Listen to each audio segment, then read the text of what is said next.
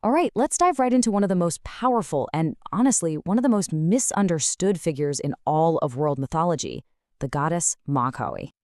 You're looking at an ancient Sanskrit verse here. It's what's called a dhyana shloka, a meditation verse. And boy, does it paint a picture that has both fascinated and, let's be real, terrified people for centuries. It kicks off with a really startling image. Yeah, this is the vision of Kali that usually comes to mind, right? A fierce, kind of scary goddess, surrounded by all this imagery of death. On the surface, it just looks like pure destruction. But what if we've been looking at it all wrong? What if this whole vision of destruction isn't really about chaos at all? What if, hidden inside this terrifying form, there's actually a powerful, profound metaphor for spiritual freedom? So let's tackle this head on.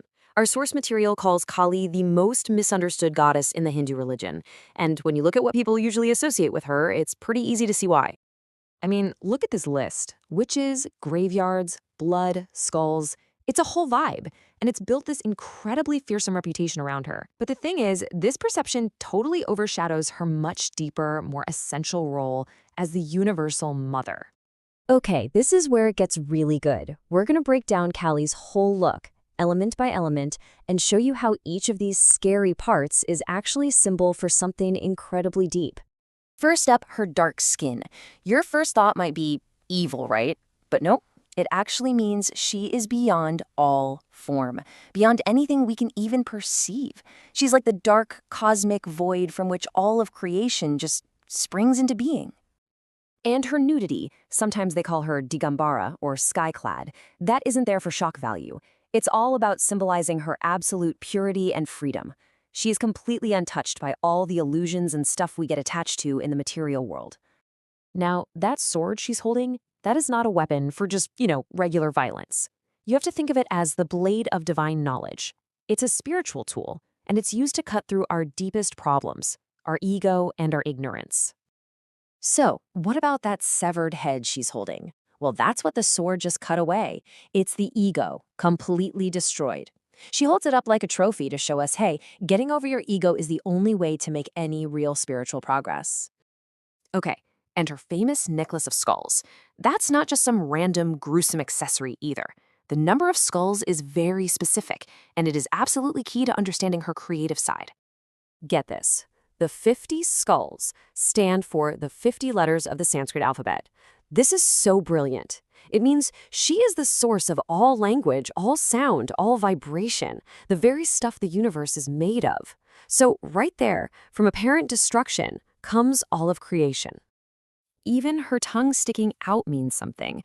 The red tongue represents all the active, chaotic, wild energy of the universe, and she controls it, holds it in check with her white teeth, which are a symbol of pure, calm energy. It just shows she's the master of the fundamental forces of reality.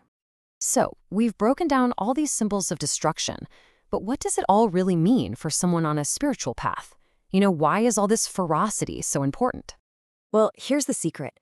Kali's destructive power isn't aimed at us. It's aimed at the things inside of us. She goes after our inner demons, our ego, our ignorance, all the attachments that hold us back from true spiritual freedom, or what's called moksha. I love this quote from our source text. It just nails it, doesn't it? She represents going beyond all these opposites we think about. In her darkness, you find light. In her connection to death, you find the promise of endless life.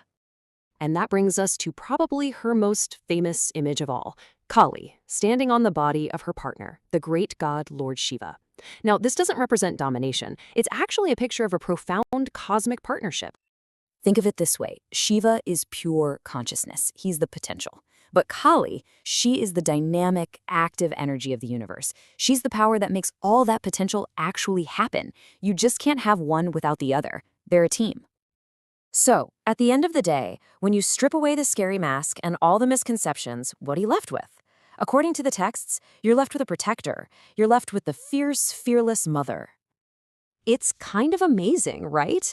Even while she's holding a sword and a severed head, one of her other hands is always raised in a specific gesture, the Abhya Mudra, which literally means fear not. She's there to protect you, to help you face your fears, and to ultimately set you free. And that, right there, is her true essence. She is the universal mother, whose love is so fierce, so powerful, that she gives her followers the courage to face their own shadows, to conquer their inner darkness, and to finally realize a higher truth. And that kind of leaves us with a final thought, a challenge, really. The powerful symbolism of Kali pushes us to look inward and ask ourselves a tough, but maybe a life-changing question. What part of my own ego, what fear that I'm clinging to, needs to be cut away to make room for my own growth?